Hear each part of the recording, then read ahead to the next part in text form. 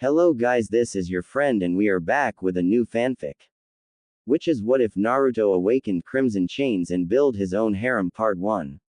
And if you enjoy this fanfic then please press the like button and subscribe to my channel for more fanfic like this. And now let's start the fanfic. The ninja world is a far-reaching mysterious place filled with people who have the ability to use an inner energy they called chakra. The people who wield this incredible energy are known as ninja, or shinobi. The world was filled with many clans, some of which had some incredible bloodline abilities that made these clans so famous. The Kagaya had the ability to make their own bones into weapons, the Uchiha had eyes that could read movements and copy jutsus, the Uzumaki had chakra chains and longevity. The most famous of all, however, was the Senju clan with Hashirama as its head as the only known wielder of the wood-release bloodline limit. Clan wars were common in these legendary ninjas' time and there was many deaths. That is until Hashirama and Madara Uchiha came together and formed a ceasefire agreement and formed the first ever ninja village, Konohagakure. They settled down together and soon, other clans joined this village making other clans do the same in other villages. Fire Country, Water Country, Wind Country, Rock Country, and Lightning Country were all formed and the Hokage, Mizukage, Kazekage, Tsuchikage, and the Raikage each being the leader of their villages were chosen for their villages, the villages of Leaf, Mist, Sand, Rock, and Cloud respectively, were formed. This is also the time when 9 very powerful demons, all captured by Hashirama Senju himself were spread to the other villages to help to create peace among the world of shinobi. The people who contained these massive entities of raw demonic chakra, or yuki, were called Jinchuriki. The power of human sacrifice. They were seen as weapons for the most part and were hated for what they contained. Many were very fearful of them as they could not be controlled or beaten except by a few clans. The Uzumaki, Uchiha, and Hashirama Senju were the only ones known to be able to subdue them. Fast forward about 150 years, the Leaf Village's fourth Hokage, Minato Namikaze and his wife Kushina Uzumaki were expecting their first son. A son they would call Naruto Uzumaki Namikaze. But Kushina was the Jinchuriki of the nine-tailed fox, Kyuubi no Kitsune, and her seal was getting weaker and weaker due to childbirth. "You're doing really good, Kushi-chan," spoke an average-sized man at about 5 feet 10 inches tall with blonde spiky hair and cerulean blue eyes. "Shut up you bastard," yelled a beautiful crimson-haired woman with purple eyes. "You did this to me, you are never going to touch me again. Do you understand me?" Right now she is in the process of giving birth to their son and needless to say, she was in pain. Soon after crying was heard and Naruto was born, both parents couldn't be more happy. But just then the Anbu in the room fell down dead and the wife of the Sandaime Hokage was also killed. "Step away from the Jinchuriki Yondaime," spoke a man in an black cloak with an orange mask spoke with holding baby Naruto. "Move towards her and your son will die at the ripe age of 1 minute old." Yondaime grit his teeth while Kushina teared up at what was happening.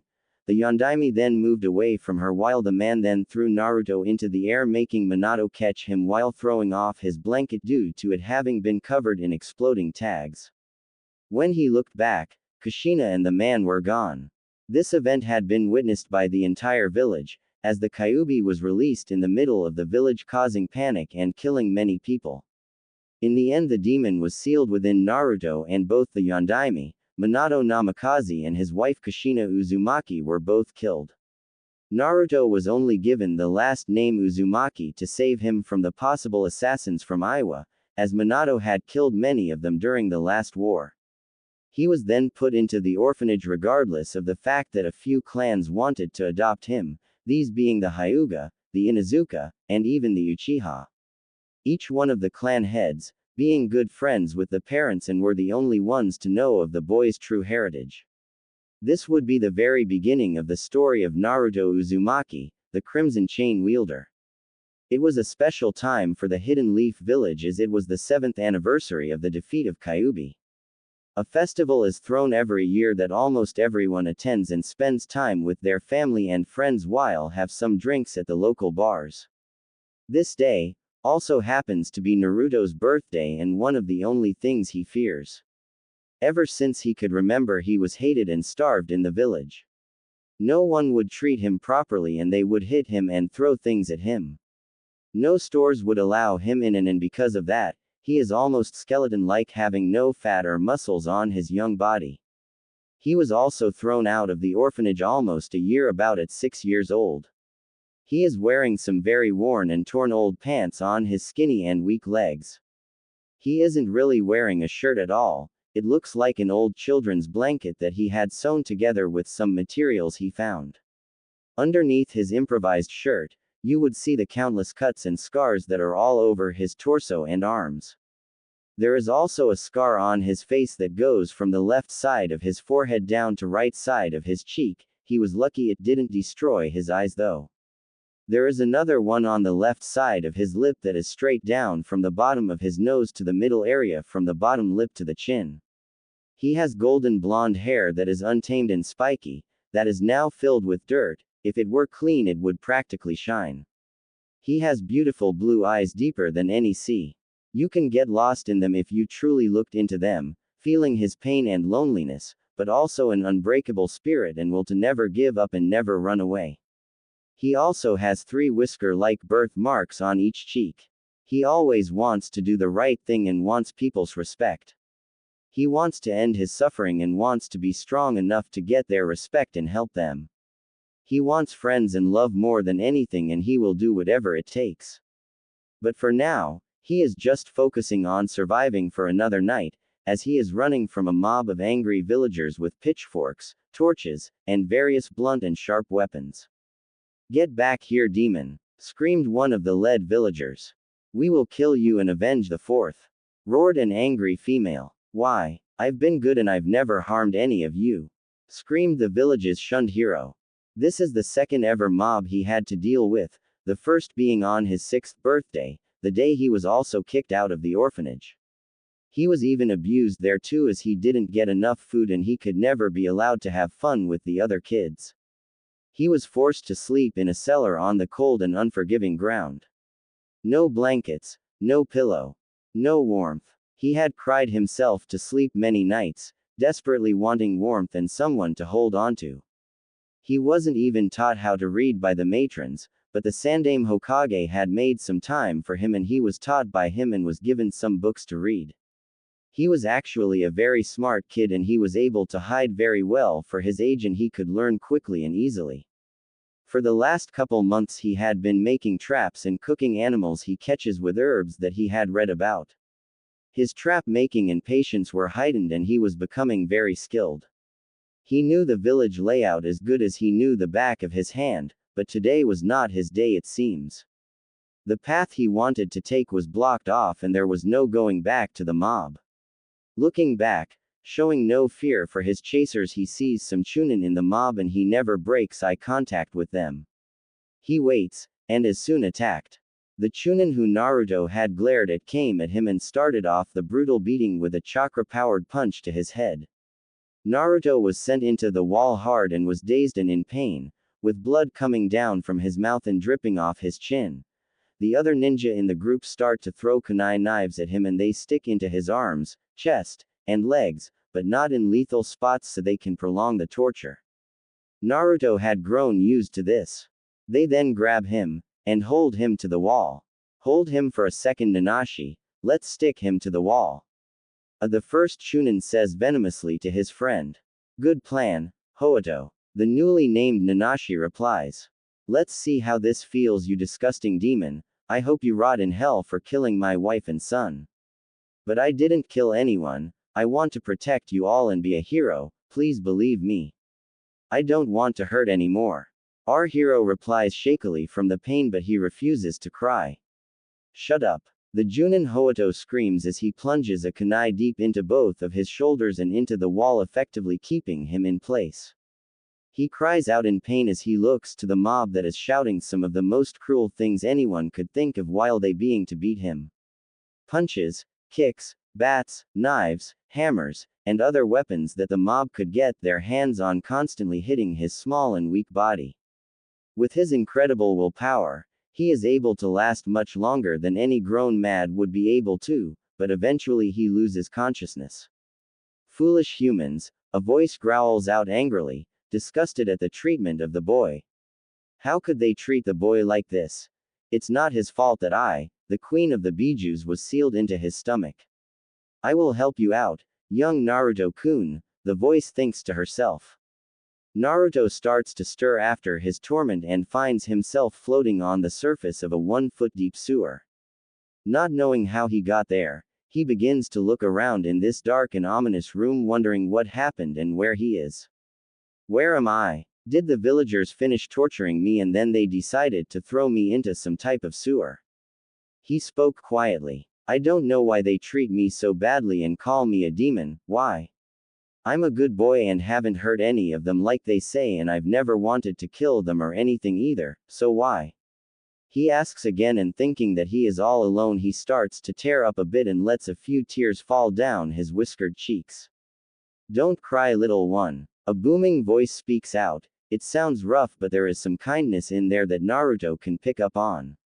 It sounded almost pained, and that seemed to calm him down as he sat quietly. Come over here. The voice suddenly speaks out again without warning and scares Naruto, who can't see anything. Who's there? Where are you? He asks, slightly scarred, as he starts to get into a sloppy defensive position, as he would never allow himself to just give up and die. The fox, seeing this, starts to frown, not wanting him to be defensive and hide himself from others who might want to be his friend. I can't believe the villagers did this to him. He shouldn't be like this. He should be a happy little boy with lots of friends and people to love. It's truly a shame. She thinks sadly to herself, but then decides to speak to him. Don't be scared, little one. I promise I won't hurt you. Just follow my voice and you will find me. Slightly reassured, Naruto starts to go to the last spot the voice was heard from, only to see giant metal bars that look like a cage. They look like they go on forever up into the darkness that covers the entire ceiling. On one of the bars in the middle there is what looks to be a piece of paper that has what looks to him a seal on it. But that is not what gets Naruto's attention. It is what is in the cage that got his undivided attention. Completely in dark, with the floor just as flooded as every other spot, sits a fox. Normally this would be no big deal, but this fox was different. With crimson fur, it has 9 matching tails, matching eyes, teeth so sharp they look like they could easily pierce through steel, and was as tall as the Hokage monument. He instantly paled to a perfect white, not knowing that the fox was never evil at all. Wow, he manages to murmur out in the presence of the great crimson fox. Who are you? He asks, with his heart threatening to explode in his chest, as he has a bit of an idea. I am the Kyuubi no Kitsune, the fox replies evenly while making eye contact, and she becomes impressed when he returns it. Naruto's face then scrunches into his own version of a thinking face. The Kyuubi, are you the reason my life is so terrible then? He asks, as he knew more than he let on for his age. The fox then looks really surprised at that, but quickly looks down with a guilty expression comes across her face. You are correct, Kit, and I want to say sorry. I never meant to attack your village of Konohagakure. She explains quickly and calmly, while trying to hide the sadness. What do you mean? Are you saying it was some kind of accident that should have never happened? And where are we? Naruto questions skeptically, with a little anger in his tone. It was kind of like that. I was controlled into attacking the village. I never wanted to kill all those innocent people of Konoha. And this is your mindscape. I've been here ever since you were born. She says quickly, fighting tears of guilt for ruining the life of someone she has come to respect and admire. She has felt terrible having to watch the boy suffer for his whole life until now. She has seen the determined look in his eye, and she knew that he kept his kind spirit no matter what happened to him. She has become very interested in this little human, as any other person would have snapped long ago. She has decided that she wants to help this boy that she has come to respect, and she knew of a way that she could help him. I see. but can you please explain more so I can fully understand that story? He asks. It is a long story, so I will give you the easiest version and the shortest version, she says. I was your mother's prisoner before yours. Her name was Kushina Uzumaki. I respected her and we were on good terms with each other.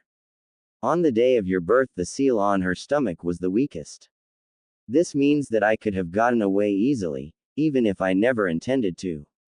A man who I believed to be Madara Uchiha, then came and kidnapped your mom and released me. After he did that, I looked into his eyes by mistake and his Sharingan took control of me. Madara then forced me to attack that village for his own selfish revenge. After a while, your father Minato Namikaze, the Yondaime Hokage, showed up and sealed me into you, his own son. At the mention of his mom and dad he had frozen. He had always thought of his parents and whether or not they had just abandoned him or died for the village. He starts to cry for the one of the first times in his life, finally knowing a small amount of information of his parents. Is my mom gone then? He asks through his cries. The fox, letting a single tear slide down from her crimson eyes, replies, unfortunately she is Naruto-kun, she truly missed her previous host. Quickly composing herself she continues, she would have wanted you to be happy, Naruto-kun. She loved you very much and so did your father. I want to help you and I have a way that I think you will enjoy. Kyuubi said to the boy who now looked at her like she was Kami. I believe your bloodline has awakened and in your body's time of weakness, I have strengthened it by a good amount. Bloodline. Are those the things that the weird white-eyed people have? He asks excitedly, which made the fox laugh a bit and also made her respect him more that he could even laugh at this time.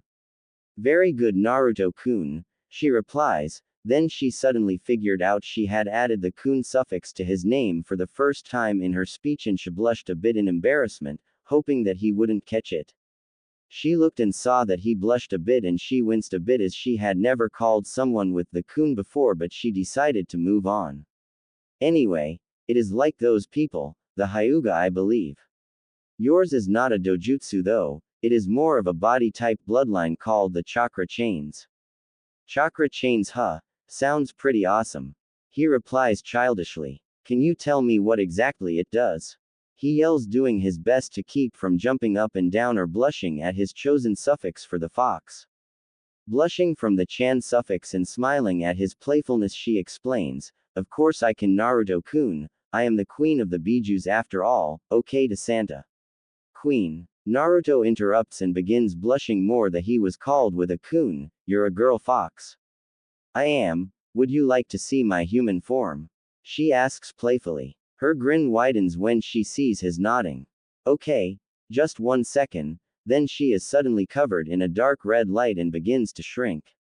In her spot is now a teenage girl about the age of 17. She has bright red hair, with a beautiful and flawless face. She has crimson eyes matching her fox form and tails and fox ears on the top of her head. She has a killer body, which he can tell by the almost see-through tight, crimson kimono, or around high B cup, not too big not too small. She has wide hips with a killer bubble butt. All in all, she is breathtaking to look at, and Naruto is blushing like crazy, trying to stop his already shaking knees from giving out on him. He just walks closer to the cage, lost in her beauty. I take it you like what you see, she says teasingly. Wah, what are you talking about? He stutters out, trying but failing to hide his increasing blush. Thinking of ways to change the subject, he asks, weren't you saying something about my bloodline? You're no fun, Naruto-kun, she purrs and grins, seeing his increasingly red face. But you're right, the chakra chain's bloodline is a very strong one. You will eventually be much stronger if you start to wear weights during runs and workouts. This is a due to your clan, the Uzumaki clan, having very strong and healthy bodies, so your body will have a higher tolerance for weights than a normal person. That is not really a part of the bloodline. What is though, is the fact that you will be able to sprout chains from any part of your body. These chains are made of the Uzumaki's very strong chakra that can actually subdue even a biju. That sounds awesome, I can't wait to unlock my chains, but the villagers won't sell me anything and I have nowhere to live and nothing to eat. He says, reverting to a more shy and guarded personality now that he was finally feeling comfortable in Kyuubi's presence. The Kyuubi, seeing this, frowns. We are going to have to break that shy and reserved personality of his and get him some friends, she thinks sadly, but is also happy that he accepts her and is comfortable with her. Go and see your Gigi and ask him for help. You should have done that a long time ago. Don't worry that he is busy, he will always be there for you. Don't tell him we can talk yet, and don't ask about your parents either, we can tell him when you are older. Also ask if you could get a trainer or someone to help you who doesn't hate you because of me, she says, sounding guilty at the end. Don't blame yourself, Kyuubi-chan, because it's not your fault. If it helps at all, I forgive you and would really like to get to know you and be friends. He says soothingly while blushing as he feels something different when talking to her. Hearing this, Kyuubi starts to tear up and cry a little. She's so happy that he forgives her and wants to be friends. Thank you so much, Naruto-kun, I would love to be your friend too. She replies as she grabs him into the cage and gives him a massive bear hug, well, fox hug. Holding each other for a short while more, they reluctantly let go. It's time for you to wake up now, Naruto-kun, and remember what I said. Just go directly to the Hokage and ask him for some help. Okay, Kyuubi-chan, and thanks for everything. I really appreciate your help healing me and being my friend. Goodbye for now, he replies softly, saying his goodbye and fading away. Goodbye, Naruto-kun. You are definitely the most interesting human I have ever met. Maybe, she says quietly while blushing like crazy. Naruto starts to wake up and sees the villagers and Jonin just leaving the scene of the crime. He slowly starts to get up as the bones in his legs are now almost fully repaired thanks to the Kyuubi. The cuts and deep gashes are almost all healed up, leaving scars in their places. His improvised shirt absolutely destroyed with little recognizable pieces scattered around. His worn pants in a similar state, being just barely enough to cover him. He's getting up. Some random civilian yells, alerting the angry mob. Naruto sees more and more heads turned towards him and is getting nervous. His wounds may have healed, but he is still very sore. He wills some chains to appear from his back and makes them shield him from the crowd while they finally stop and just stare in surprise, and some of the ninja in awe as they only knew of one person who could do that. Wanting to be better than the mobs, he simply stares at them coming towards him and lets his eyes do most of the talking. The frozen people can then finally see what they have done to him by looking in his eyes for what is probably their first time. They can practically feel the pain, loneliness, and strength coming from the poor boy. Some start to feel a little guilty while others are waiting to see if he will become angry and attack, but what they all had in common was nobody could have guessed they would be receiving an apology. I have just learned of my burden through this beating, it being one of the worst I've ever had. I can see your frustration in me even being around, and I understand now. It's an eye-opener. I would want revenge if I had a family and someone killed them too. He says softly and quietly, but somehow everyone can hear him clearly. I, however, am not the Kyuubi reincarnated, we are two separate beings. I only wish to be left alone, please. He says as he turns and starts his walk to the Hokage Tower, leaving behind a mob of around 30 people to finally let go of their anger and think on what they have done. On his way towards the Hokage Tower, Naruto couldn't help but smile, even though he went through a terrible ordeal. He has found a friend that was always and will always be around for him. He even felt bad that she is a prisoner and had thoughts of one day releasing her, but he would probably never have met her if she wasn't a prisoner in the first place though. But a friend is a friend in his 7-year-old mind, and he will cherish all of his friends forever. Speaking of friends, his first and oldest friend has just put away a crystal ball that he kept hidden in his office. It is none other than the old and wise third Hokage, the Sandaime, Hiruzen Sarutobi.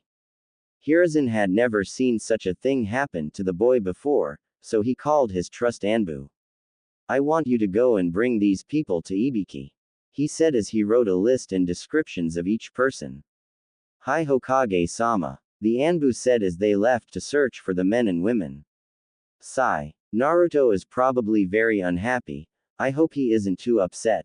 The old man thought with a frown as he slouched in his seat more as the years seemed to catch up to him. I hope he can forgive me for failing him. Minato-kun, Kushina-chan, I am sorry for the beatings that your son has suffered, but I promise I will help him become a great shinobi. He decided in his head as he gained a determined look in his eyes. He is then brought out of his thoughts as he hears a knock on his door and his secretary's muffled screams from the other side of the door yelling at someone. He's busy, you little shit, now get out before I call the Anbu on you. The secretary yells quite loudly. So he gets up, opens his door and sees his favorite orphan outside and a red-faced secretary from all the yelling she was doing. Nishima, he calls in his famous commanding tone, the one that could freeze even the most veteran shinobi in their tracks. The woman, now known as Nishima, yelps in fright and turns around quickly to see the third Hokage right behind her and pales when she sees the stern look on his wrinkled face.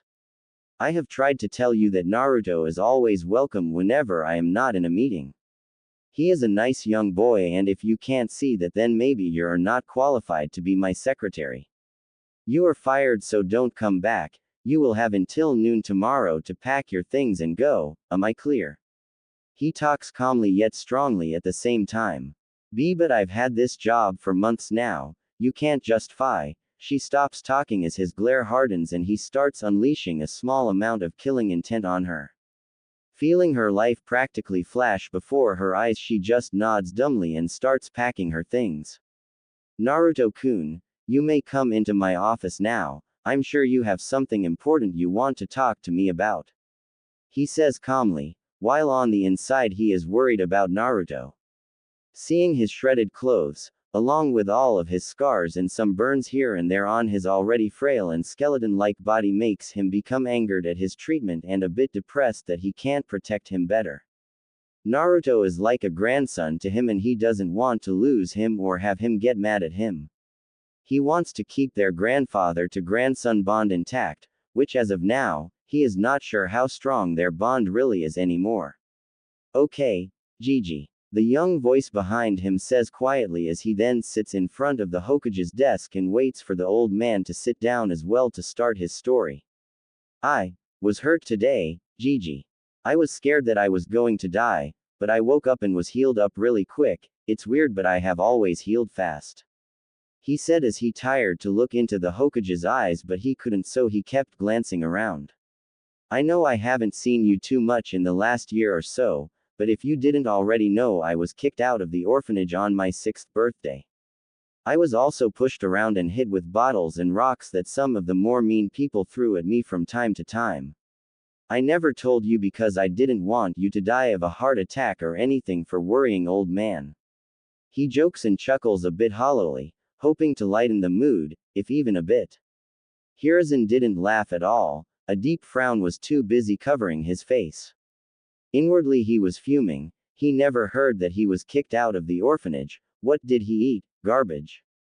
Naruto-kun, you should have told me that they did all of that stuff. Why didn't you? And how did you survive? He asks, momentarily forgetting his anger for curiosity. Well, first I tried to ask people for some spare food, but they either hit me and said I didn't deserve it or just ignored me altogether.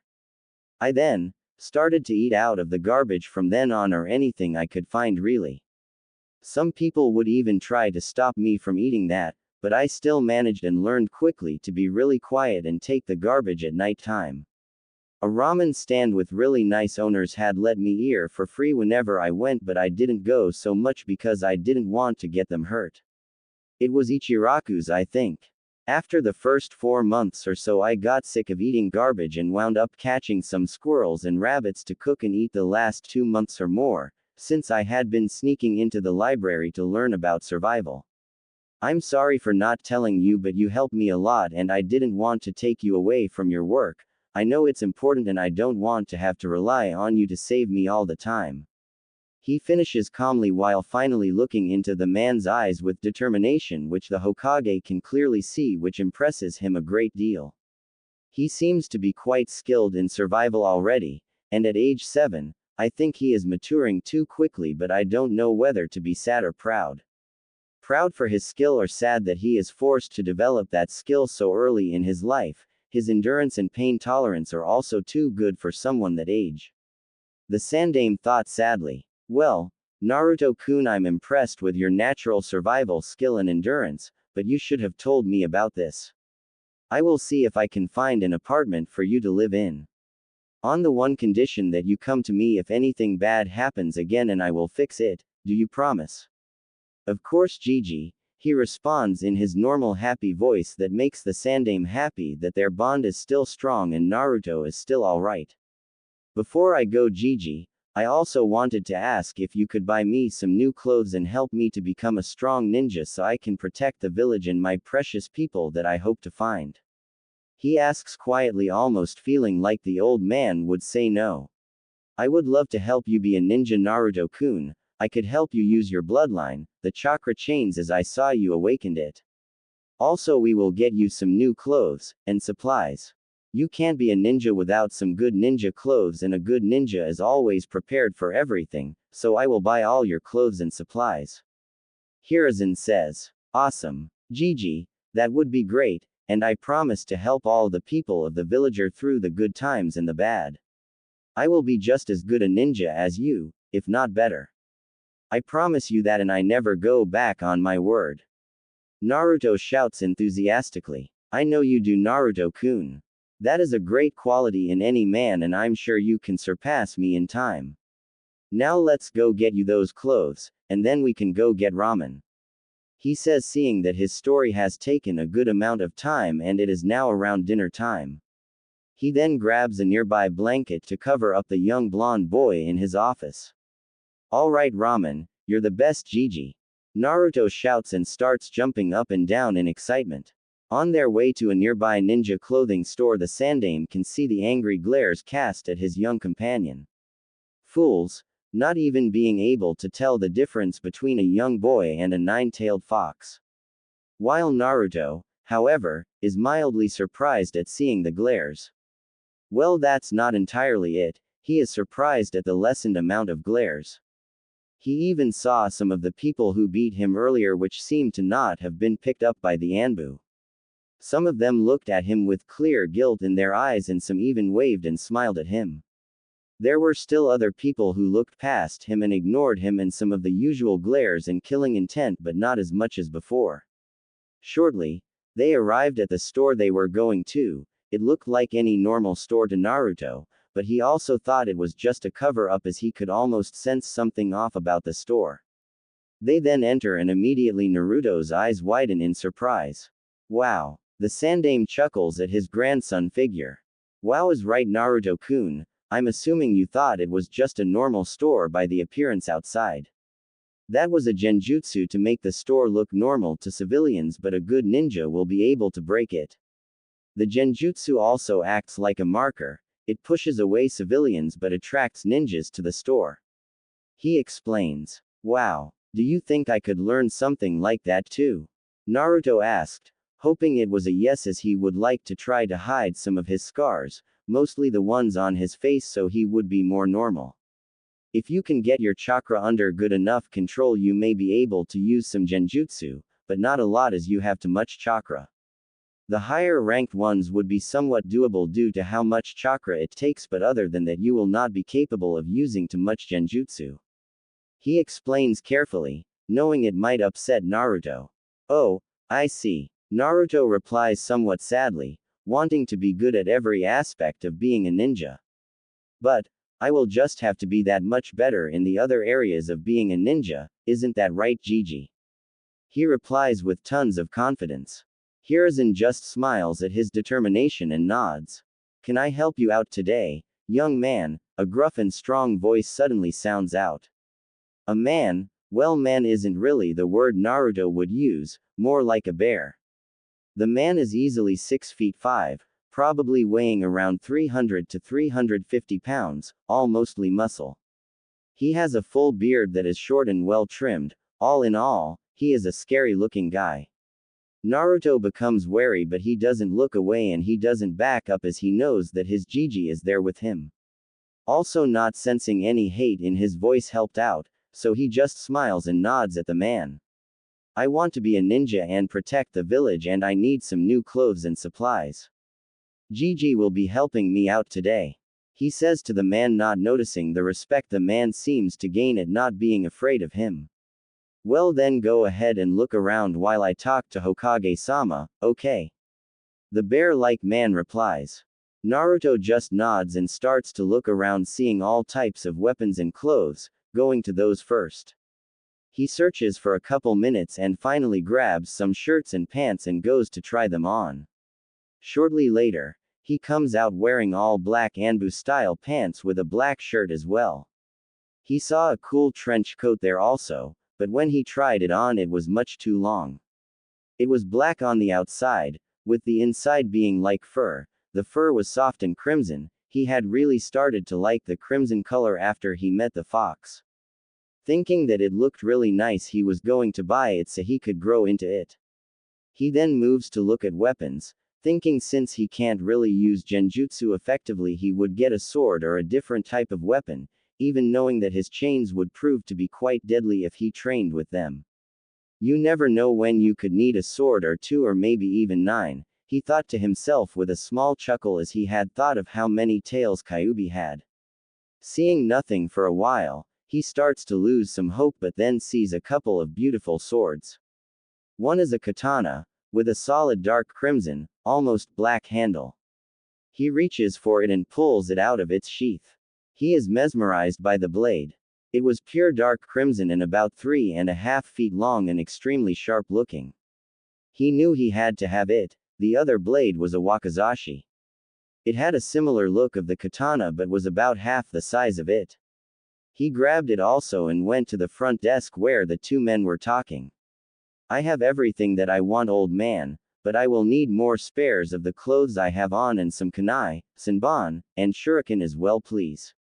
Wow, a katana and wakizashi, huh? The kid knows what to look for in weapons. His clothes are ninja worthy as well. Excellent job, kiddo. The man behind the counter says, and chuckles when the boy blushed from the praise. Indeed, but you will need to be careful with the weapons, Naruto-kun, they are sharp and can harm you very easily. The third says, now let's get you some spare clothes and head over to get ramen. Then we will go to the grocery store and buy you healthy foods, and then go to the apartment I had in mind.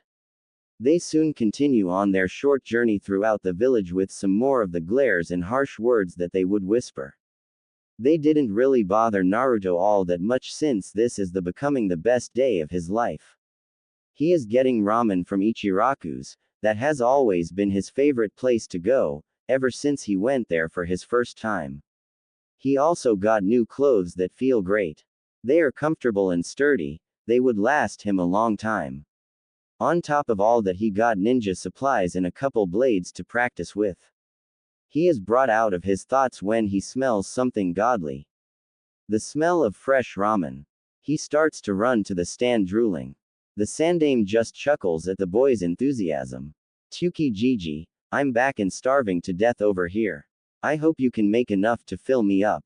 Naruto yells as he sits in his usual spot. Is that you, Naruto-kun? An old voice calls out. The voice belongs to a kind-looking old man around the age of the sandame, maybe a little younger. Naruto-kun. A newer and younger female voice calls out. That would be Ayame, Tuki's daughter. She is younger, being only a little older than Naruto. She has brown eyes and brown hair. She is very cute to any sane man, and she adores Naruto. She is currently wearing an apron, as she works in the ramen stand with her dad. I'm here again, Ayame-chan. Naruto calls out just as excited as she is. But instantly loses his breath as he is grabbed into a vice-like hug by Ayame. Where have you been all this time? She asks angrily. We've been worried sick about you. The last time you were here was months ago. She really worries about him and has even come to like him quite a bit.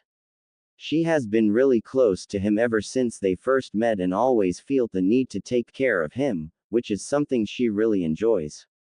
Hey, busy I guess, sorry Ayame-chan, he says sincerely. He hates it when she worries over him, but also knows that he couldn't live without it. He has always had a soft spot for her and has a crush on her, but it's a bit weird as he sees Tyuki as his own father. Well, it's just good to have you back, Naruto-kun. I'll get started on your usual order now. Tyuki says and quickly gets to work on Naruto's average of 10 bowls, letting the two catch up as he knows that they like each other. The first of many is then placed in front of him and he just stares for a while and drools over the godly smell of the ramen. Itadakimasu, he says and devours the bowl in less than a minute. Shortly after the reunion and everyone watching Naruto in an almost fascinated horror as he eats all 15 bowls. He and the old man say thank you and goodbye and head out of the stand. Not before promising Ayame that he will come again, of course, even just to visit. It is now getting a little dark out and Naruto is really tired and anxious to get to his new home. Soon the old man leads him into a slightly run-down apartment building. It's nothing special at all, but Naruto doesn't care. He has learned from early on that you should always treasure what you have. He enters through the door to room 120 and finds it to be an acceptable place to live. There is a kitchen with all the needed appliances, and a table for four with 4 chairs. The bedroom is small with a one-person bed, but is good enough because he probably won't spend too much time in there anyway. Across from his room is a small bathroom with a toilet, a shower, and a sink. There is a cabinet above the sink for his toothpaste and other bathroom things. Thank you for everything today, Gigi. I really appreciate it. This is the perfect place for me to live in. Naruto says after they filled up the fridge with all the healthy food they bought. He almost started tearing up, but he doesn't want to be seen as weak. It's okay, Naruto-kun. I will always be around for you if you need help. Also, I would like it if you met my grandson Konohamaru. I'm sure you will both get along. Now, before you go to bed, I will put some gravity seals on you. These will increase the amount of gravity you feel on you at all times. So when you take the seals off, you will be much faster and stronger because you will be fighting the pressure. Also, you will be able to adapt a bit when you're sleeping. I'm going to start to at about 3 times gravity. People with your blood do have a better resistance to gravity after all, which is why you're skipping levels 1 and 2. Okay, Gigi, can you do it quickly? I am really tired out from today. 1 minute, Naruto. True to his word, it was only about a minute for him to finish the seals and he could tell Naruto was having trouble and started to chuckle when he heard Naruto's groaning. Now Naruto-kun, I thought you wanted to be a strong ninja, so no complaining. I will take time off tomorrow to show you some basics and then find you a private instructor or instructors after that. Good night, Naruto-kun. The kind old man says and shunsons out of the room. Man, I have got to learn how to do that soon. That would be awesome. Well, time for bed. I start my ninja training tomorrow. He says quietly to himself as he forces his body to take him to his bed under all the added gravity. I will train harder than anyone and become a legend. Everywhere I go, people will recognize me. All the people will all look at me with respect while my enemies will cower in fear when in my presence. He thinks as he lets sleep take him. Naruto is still in bed in his new apartment. It is around 7 in the morning. Unfortunately for him, the sun is beginning to shine into his eyes and he starts to wake up. Aw man, I'm still tired. Go away, stupid sun. Finally realizing that complaining won't make the sun disappear into some black hole, he gets up, still noticing the seals slowing him down quite a bit. Alright, can't be complaining about getting up. If I do, what will I do about training? He then takes his morning shower, savoring the feeling of finally being clean for his first morning of living on his own. The first time he has actually been even relatively clean in his life, actually. He was never really able to use the baths or showers in the building of the orphanage. Shaking off the depressing thoughts and the rest of the water in his hair, he leaves the shower to get dressed. He also grabs his katana and wakizashi and heads to the kitchen for a healthy breakfast. When he gets there, he gets out some ingredients and some pots and pans when he suddenly comes to a complete stop and stares at the assembled items. I have no idea what I'm doing, he thinks to himself while sweat dropping as he doesn't really know how to make a generic breakfast. having only lived on food he had caught or trapped. He then suddenly passes out, and finds himself in the sewers of his own mind. Traveling the halls, dark and haunting halls like he has been there for his entire life, he stops in front of a very familiar cage. "Hello, Naruto-kun," a heavenly voice calls out to him in a soothing tone, with a hint of something else. "I may be able to help you, but first you have to help me. It's only a minor thing, so don't flip out or anything," our favorite prisoner says calmly. "Hey Kyuubi-chan, good morning to you too," he replies teasingly. "What is this deal, and what would you like in return?" "Oh, how silly of me. Good morning Naruto-kun, would you like a good morning kiss as well?" The clever vixen in human form replies, making him blush. Score 1 for the Queen of Bijus, she thinks triumphantly. Wah! He starts only to be blocked out by her melodious laughter. "Haha, you should know better than to try and out-tease a vixen Naruto-kun," she replies while almost going to the floor from laughing so hard. "Anyway, getting back on track here, all I want is out of this dingy and dirty water. Not released, yet at least. I just want you to change your mindscape into something suitable for a beautiful vixen like me to roam around in. I think I can do that, but how would you help me in the real world?" Sounding a little irritated for being made blush. "Well, after you change the mindscape to my liking, we can set up a mental communication. I can then teach you things from talking inside your head to you. Whenever you want to reply, just think it and allow me to hear it, and I will. If you don't want me to know what you're thinking, I will not have access to that certain thought. You have to want me to hear it for me to be able to. I can also keep you from my own personal thoughts as well, so it works both ways. I will also want your other senses as well, and like your thoughts, you can block me from seeing certain things too," she explains. Naruto shudders at the way she said things, having an idea of what she is talking about. He will make sure to remember that for whenever he finds himself in some horrifyingly awkward situation that is a 1 in a million chance of happening, but those types of things just so happen to him quite often. "I think we have a deal," he says, putting that note into his brain as a reminder. "Great. Rip a small piece of the seal off and then just think of a meadow and include a lake big enough for my fox form to fit into and still be touching the bottom of my feet. Also add a forest in the distance with trees tall enough to be half my size. A nice beach would also be nice for when I want to lay in the warm sand. Just picture those things and will it to happen, and it should," she says while mentally crossing off a checklist to see if she missed anything. "I'll get right on it, Kyuubi-chan," he says. "By the way, what's your real name?" he asks, wondering if Kyuubi was some kind of title, while still concentrating on the changes that should be made. "Kei Kiyoshi," she replies with a small stutter of surprise, while blushing slightly. She has never given her real name to anyone. The only person she would really care about getting to know enough to tell them would be Naruto. "Well, Kiyoshi-chan, let's see what we can do about this sewage-infested dump."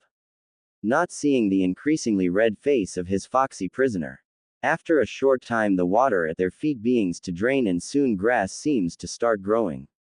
The entire room feeling is gone when sunshine starts to appear also. Kiyoshi already loves the feeling of being free of her cage. The grass feels great against her bare feet, and she can also see the lake she requested filling in the background. Just beyond the lake is a plentiful forest filled with lush trees and bushes all around. Looking closely, she can see some wild foxes in the forest as well. All in all, she couldn't have received a better place to be. "This is absolutely perfect, Naruto-kun, I love it," she exclaims and glomps him. It almost looks like she is trying to squeeze the life out of him. Him turning blue could be one of the signs of that. Realizing what she is doing, she lets go and helps him up to get the blood flowing again. "Sorry, I was happy and I didn't mean to crush you or anything," she says quickly, trying to hide her blush of embarrassment. "That's okay, I get it. Anyway, I have to go make a normal breakfast and I need your help, if you could please," he asked happily, seeing that she is really happy. "Of course, just think about leaving this place and you will, and remember to think of what you want to say to me and I will hear it. Right. Goodbye for now, Kiyoshi-chan. Goodbye, Naruto-kun, feel free to visit anytime. She said, already missing him a bit as she had been all alone for quite some time and she likes to interact and talk to others. Naruto then opens his eyes, and sees the ceiling. You know, Kiyoshi-chan, next time you want to drag me into my mind, try to warn me first. He thinks is his first test. Haha. But that's no fun at all, Naruto-kun. She thinks back teasingly while smiling a mischievous and foxy smile.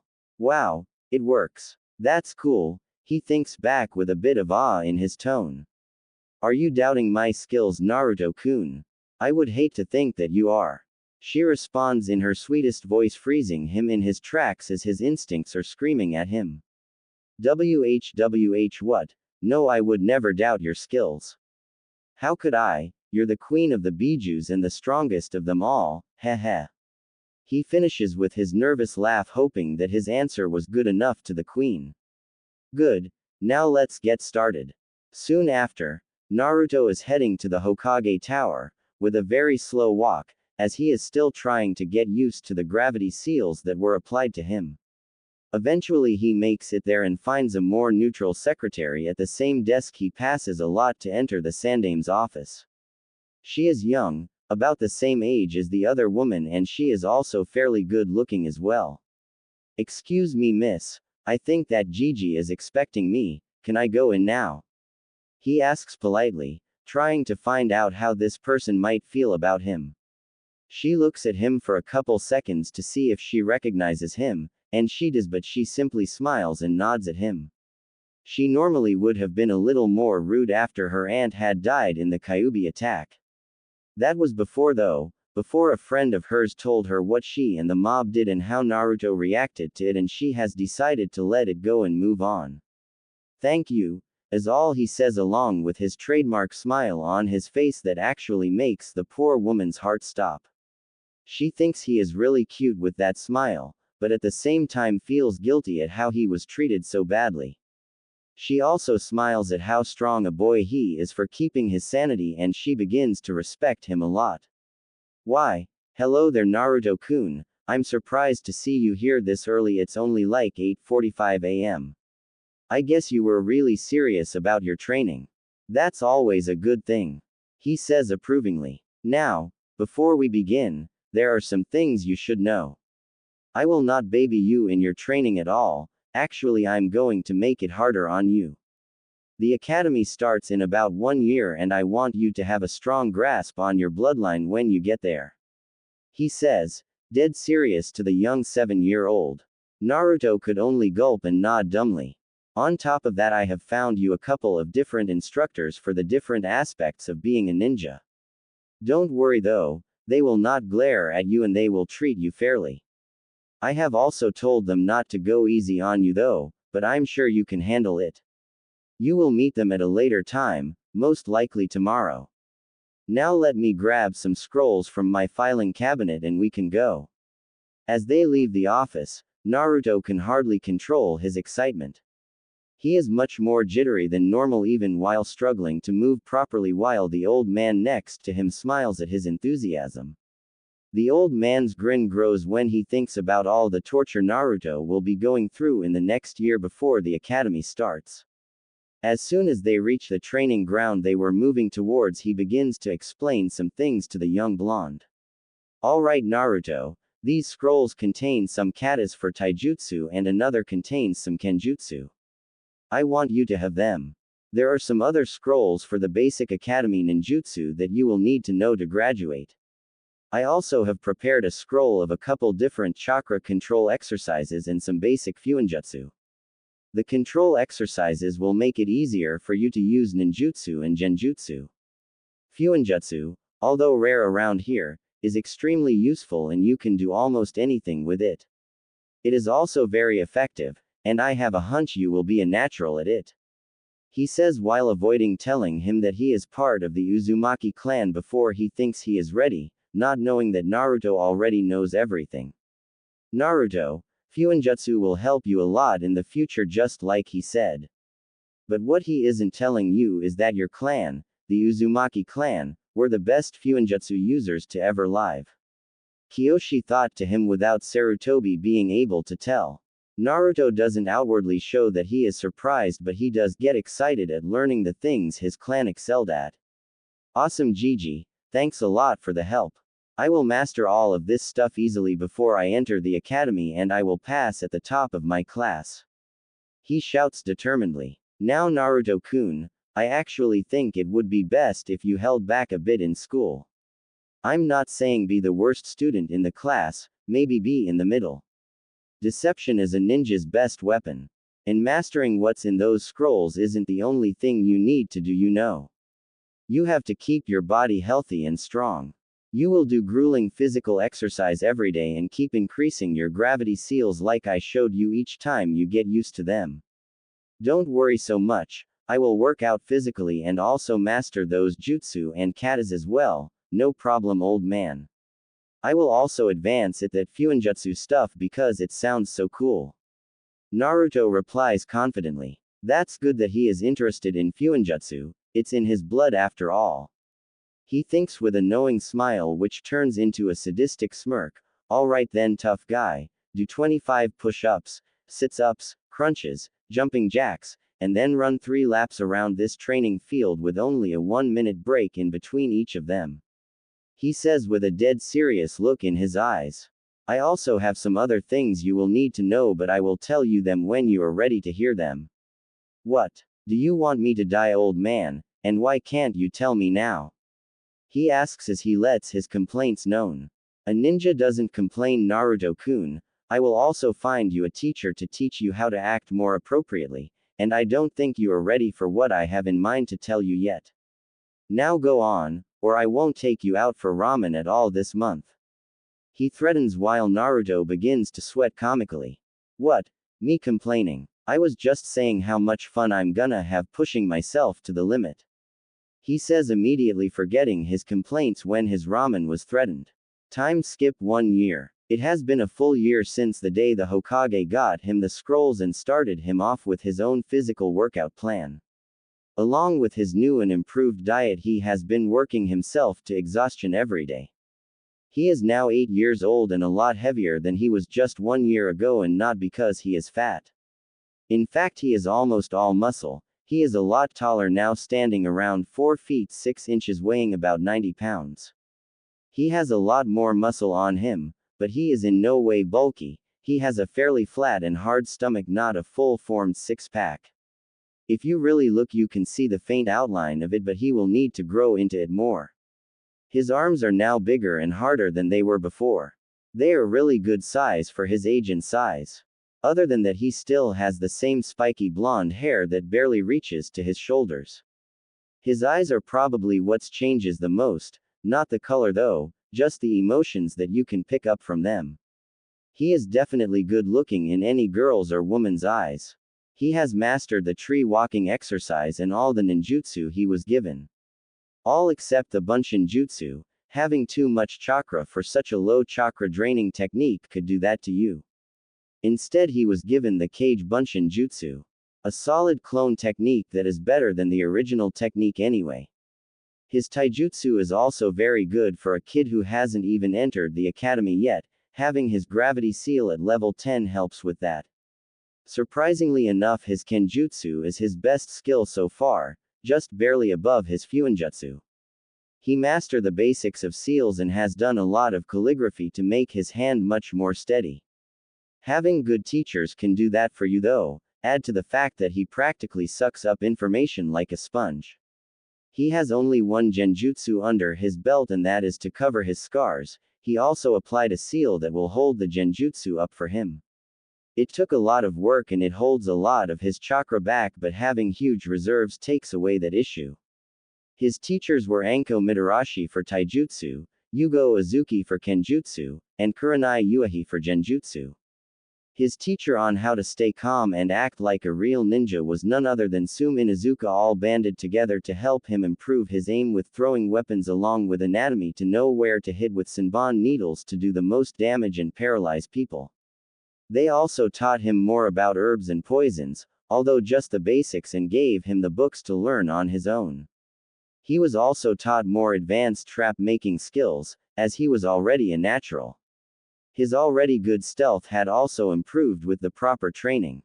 He also knows basics of how to dispel genjutsu and how to find if he is in one, but his amount of chakra is just too much to learn much of actually making any, other than the most chakra-draining ones.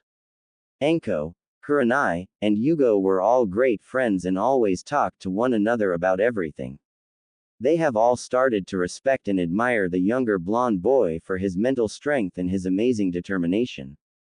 Anko was the one who truly admired him the most, and the others would often tease her about being in love with the boy getting a nice pink blush from her. Sum was his teacher because she knows how to be forceful and can get her point across easily. She had also really respected the young boy as well, as she was friends with his parents and she had thought of introducing her kids to him and maybe get him into her family with Hana. She can sense the alpha in him, and him being kind and respectful towards women helped out a lot too, so she thought he would be perfect for Hana. The two had actually met and Hana definitely saw all the good in Naruto and had become quite taken with the slightly younger boy. She had also met Anko and the others, and she was a bit competitive with Anko as her clan is quite possessive with the ones they like, and she knew that Anko liked him too. But Anko wasn't going to lose what she really liked either. Other than learning all of those skills, he also worked with his chains. They were upgraded by Kiyoshi on the day of his beating to a crimson color. They were made stronger than any other Uzumaki's chains that ever existed, even stronger than his mother's. He has trained them to move in any direction at any time, and he can make them go through his feet into the ground. He has also been having some thoughts about his extremely attractive teacher Anko. Anko has dark purple hair that has help up behind her head, making a pineapple-like shape. She wears a brown trench coat over a fishnet shirt that leaves little to the imagination. He has tried to get her to wear something more to cover up her C cup because he didn't want anyone else looking at her. Of course though, she would just tease him relentlessly, usually leaving him with a bloody nose and a cherry red face.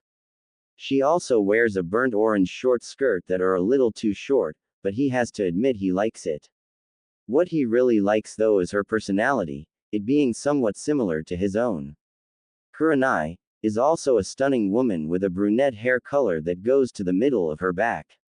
She has beautiful crimson eyes that also remind him of his chains and Kiyoshi's eyes and hair. With all the crimson, it has quickly become his favorite color. She is calm and collected and hates perverts. Which is why he tries not stare too much at women. She wears a red dress that is pretty tight and squeezes her B cup. She also has some white tape on her legs and arms.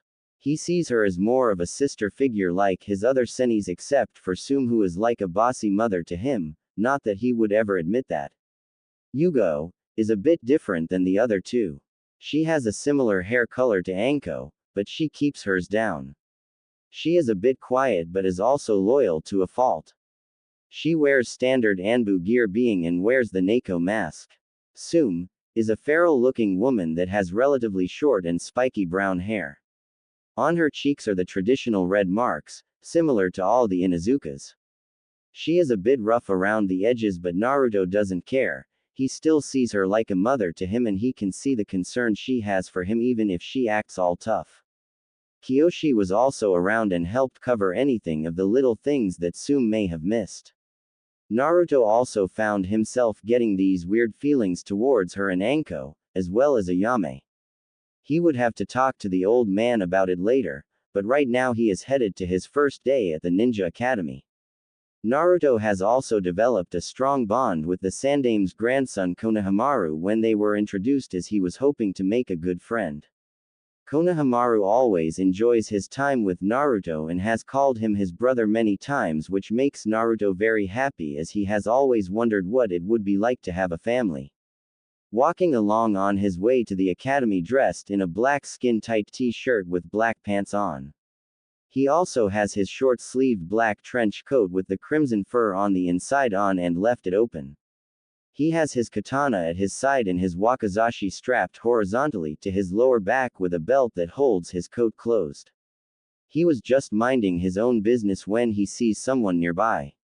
He sees a girl his age whimpering quietly walking in the same direction as him, while looking around almost frantically. She has a dark blue, almost black hair with pale white eyes. She is wearing a heavy-looking beige jacket that makes it hard to tell how developed she is, while wearing some dark blue ninja pants. All in all, Naruto finds her to be quite cute. Hey, what's wrong? He asks quietly as he walked closer to her. Eep, she squeaks, not hearing him approach her at all. She finds him to be quite stealthy. The girl turns around while wiping a stray tear from her eye and then stares at the boy. She instantly looks away with a mild blush on her face. She recognizes this boy. She has seen him running through the village pulling a woman who is dressed very inappropriately, in her mind, through the village while she was standing on a heavy-looking wagon filled with rocks. That would be Anko's style of workout, all right. She was curious about him and followed him around that day. Ever since then she has been watching him from a distance. She really admires his strength and never give up attitude. Hello, how are you doing today?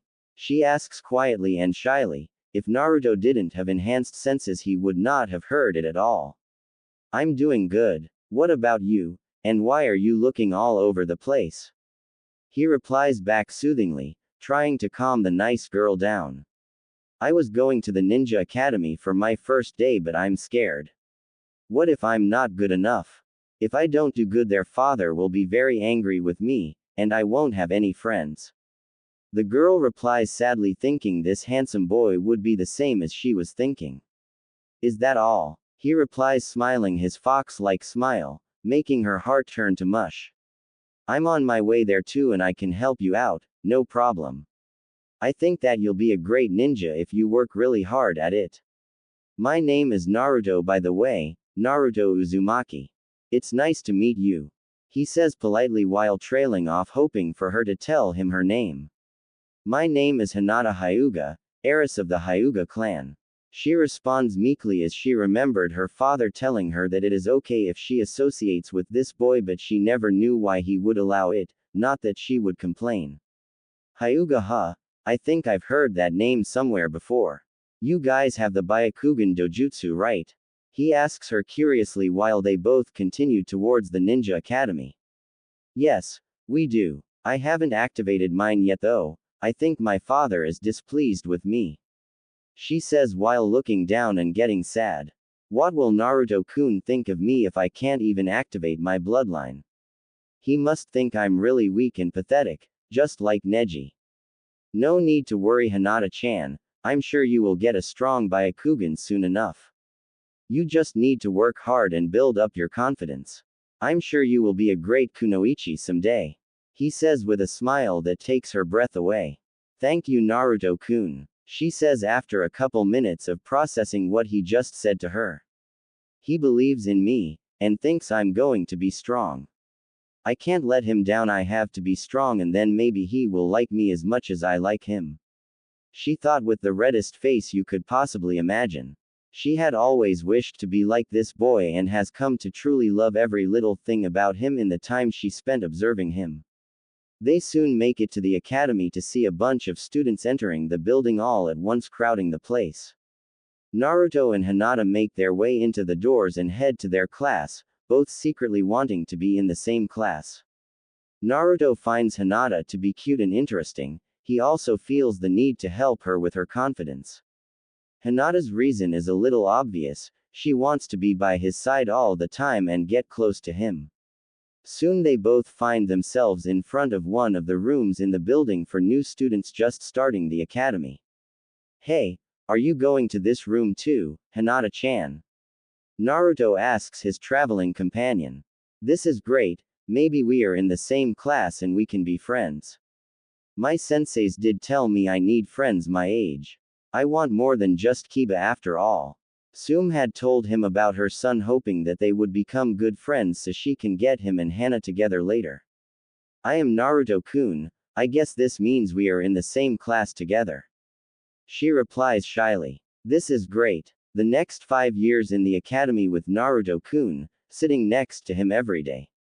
I have to work on my confidence and be strong to hopefully get together with him by the end of the academy. She thinks to herself with a beautiful pink tinge to her face. I guess it does, Hinata-chan. This is great. Me and you are going to pass this and become great ninja, I'm sure of it. He says full of confidence, making Hinata a little jealous that she is not that confident, but she still respects him for it.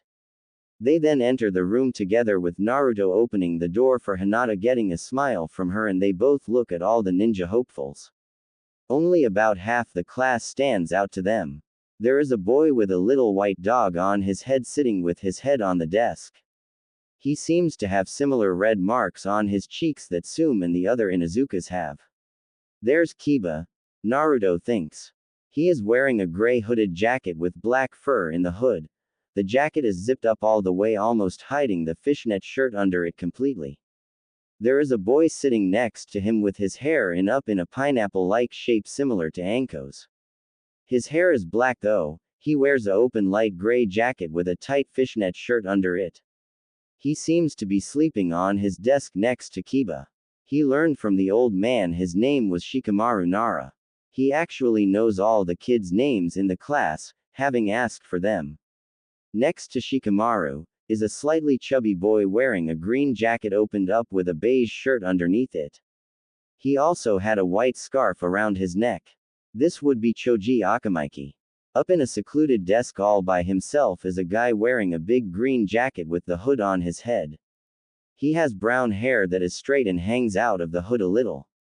He is wearing some small black sunglasses and has a stoic look on his face. Naruto's gaze rests on him for a while. That is Shino Aburame. He is the heir to the Aburame clan. He is interested to get to know him due to hearing of the stoic attitude of most Aburames.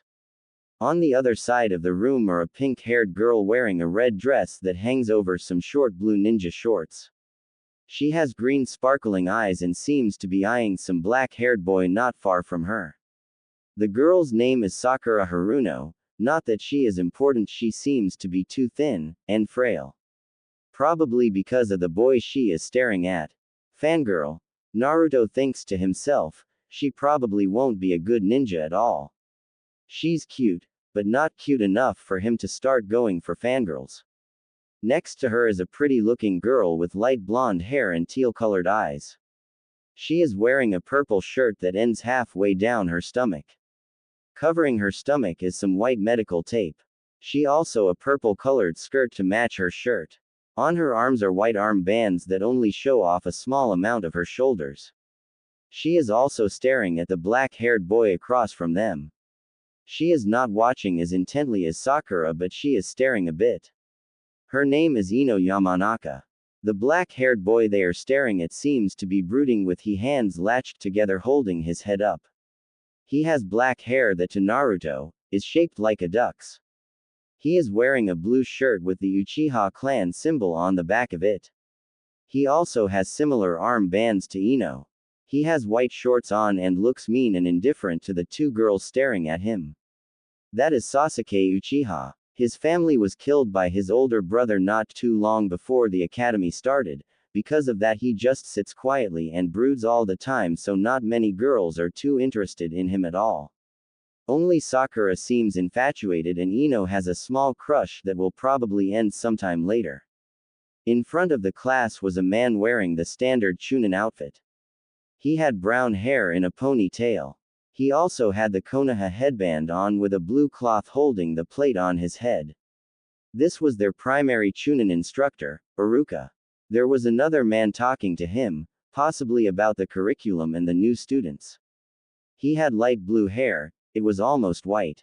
He had his Hayate headband, not sure how to spell it, as a bandana with the plate on the front of his head.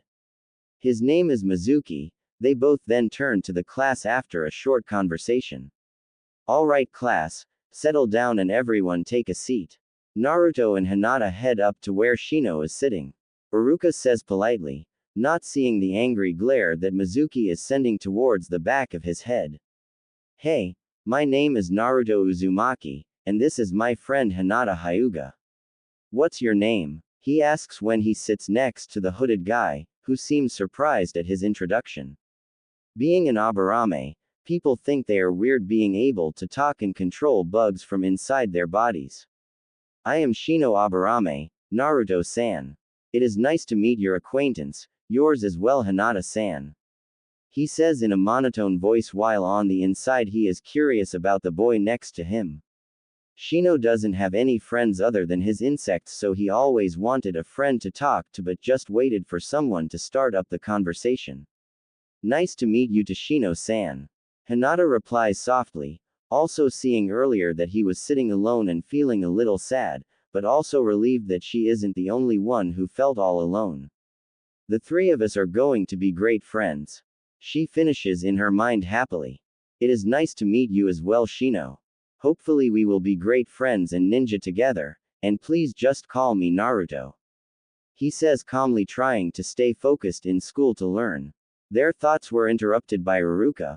Alright, this is the Ninja Academy and we will be teaching you how to be successful ninja of the Leaf Village.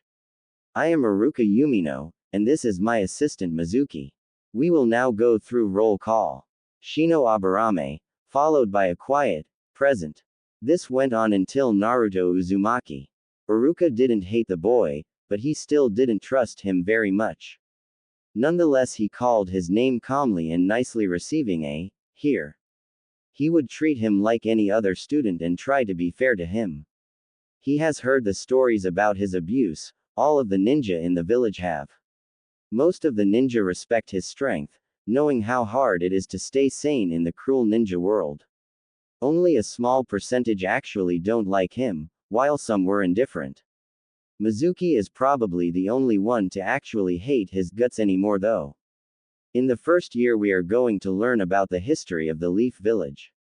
Followed by some regular lessons on economics, math, write-a-tongue, and some of the other civilian teachings that everyone should know. The second year will be a little bit more advanced civilian teachings and we will begin some physical skills and more hands-on learning, like kunai and shuriken throwing. We will also be doing some exercises and outdoor survival teaching along with stealth and how to lead a team. The third year will be the starting some basic taijutsu, and muscle building workouts. We will also work on some speed, and refining your stealth. The fourth year will be ninjutsu theory, followed by teaching the most basic jutsus that may just save your life in any battle. We will work on those until you have mastered them completely. The fifth and final year we will be putting all the ninja fields together and reviewing the academy jutsus. We will refine your speed, strength, and taijutsu and prepare you for your ninja career. Time skip 5 years. Naruto, wearing his normal clothes with his katana and wakizashi in the normal places at his side and horizontally on his back respectively, is seen walking around the village. He is now 13 years old but looks older, around 16 or 17. He is basically a clone of the fourth Hokage, but with whisker marks on his cheeks. He is around 6 feet 5, weighing about 250 pounds of mostly muscle. His six-pack is now fully defined to the point that it looks like Kami carved it from the hardest stone imaginable and sculpted a masterpiece. He is ripped, with bulging biceps that are not too big, but just perfect in a woman's eyes. His hair is still around shoulder length, not wanting it to get too long, but it is still as spiky and untamed as it always was. His beautiful blue eyes make any woman almost faint from the sight of him looking over at them. His innocent expressions forcing them to do everything in their power not to jump him on the spot. He has made a good impression on the teachers of the academy, most of them, even the ones that didn't necessarily like him, say he is easily at low to mid chunin level. His kenjutsu is downright deadly, most people would hate to go head to head in a sword fight with him. His taijutsu is also really good, but not as good as his kenjutsu.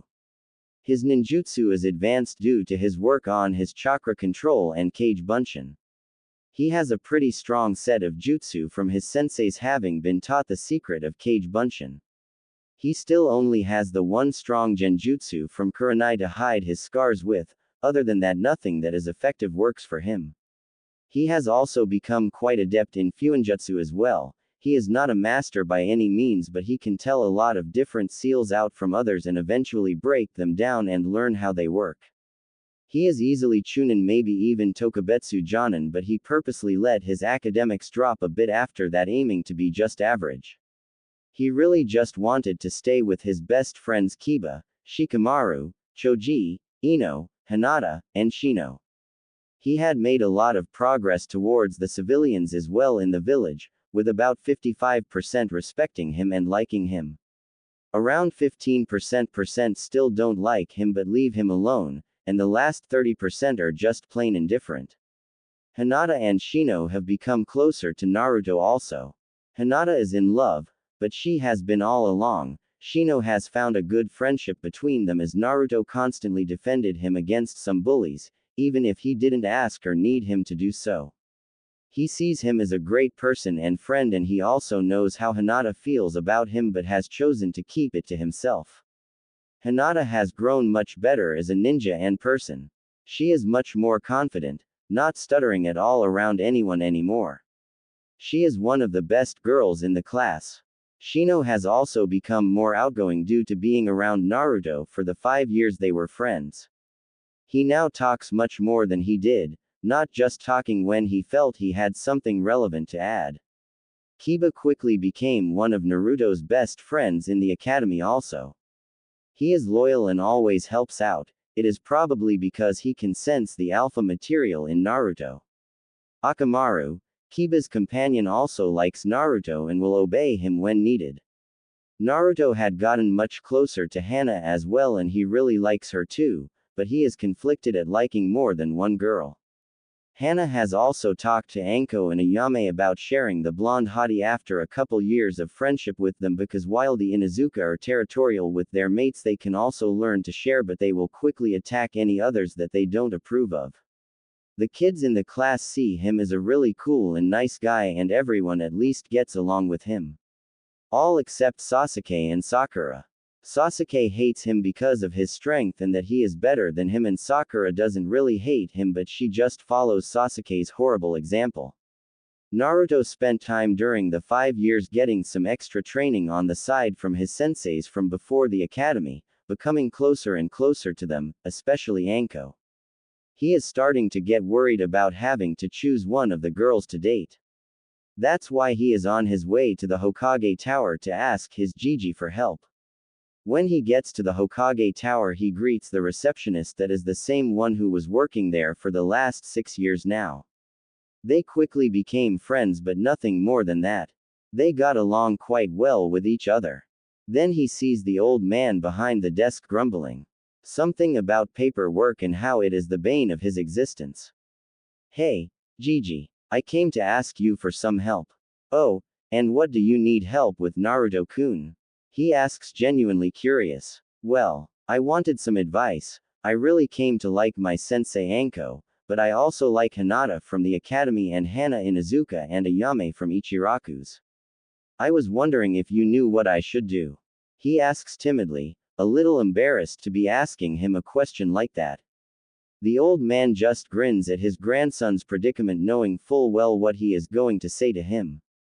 He is trying his best to hold his laughter for when he sees the look on his face. Date them all, he says simply. What? I can't do that to them, they deserve better than that, and besides they hate perverts. There is no way they would agree to share me. He says, frowning. Remember what I told you all those years ago, something about me telling you when you're older. Well, that time is now. You see, you are the last of the Uzumaki bloodline. It is much too rare to let die out, so the council has agreed to place you under the CRA. That is short for the Clan Restoration Act, and you will need to marry multiple women. Naruto just blanks out and stare for a while, then does what most would do, passed out. Well, that went well, the old man thinks while laughing uncontrollably. Shortly later, Naruto wakes up and looks around to find himself on the ground in front of the Hokage's desk. Wow, old man, I just had the craziest dream ever. I came to you and asked for dating advice and you told me I was under some Clan Restoration Act or something. He says, shaking his head from the haze. I did, Naruto-kun, you need at the least 5 to 7 wives. He says calmly, while grumbling about, young and lucky bastards. Naruto's jaw hits that ground at that. 5 to 7 wives. That is a little ridiculous to him, but if he has to have at least 5 wives, then all the girls he likes will be with him and maybe more that he meets along the way. Am I going to be included in your harem, Naruto-kun? Kyoshi purrs to him suggestively, while hoping for a yes. If that makes you happy, Harem. Thinking to her teasingly while happy that she wants to be his first wife. They have gotten very close in the last couple years and talked every day. The Kyuubi blushes like crazy at being called princess and is also letting tears of joy fall from her beautiful face. I have finally found the one, the perfect person for me to be mates with. This is the best day of my life. She thinks happily, while running around and grabbing a nearby baby fox. He loves me, he really loves me, Kitsune-chan, I'm so happy. She yells while holding the young baby fox, while the fox just wags its tail in happiness for its friend. Now that his problem is solved, Naruto heads to the academy for his final test. The test that will make him into a full-grown ninja in the eye of the village. The test that will be the very first step in attaining his dreams.